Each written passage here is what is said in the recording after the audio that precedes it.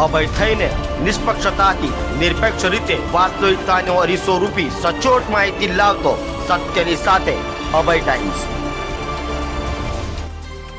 તહેવારો તણે આરોગ્ય વિભાગ એક્ટિવ મોડમાં હોય તેમ લાગી રહ્યું છે, ત્યારે માવાના હોલસેલ વિક્રેતાઓને ત્યાં આરોપી વિભાગ દ્વારા તપાસ કરાઈ હતી।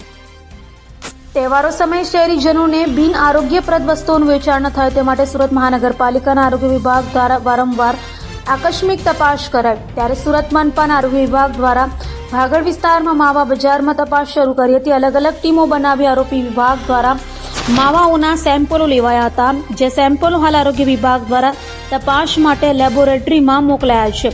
તો પૃથ્થકરણની અંદર રિપોર્ટ નેગેટિવ દેખાશે તો જે તે વિક્રેતા સામે કાર્યવાહી કરાશે તેમ આરોગ્ય અધિકારીએ જણાવ્યું હતું। આગામી તહેવારને ધ્યાનમાં લઈને મીઠાઈ બનાવવા માટે માવાનો ઉપયોગ વધારે થતો હોય સુરત શહેરની અંદર અલગ અલગ 8 ટીમ બનાવીને 8 જગ્યા પરથી આજે માવાના સેમ્પલ લેવાની કાર્યવાહી કરવામાં આવી રહી છે। કેટલી ટીમો બનાવી છે તમામ જોવા માટે?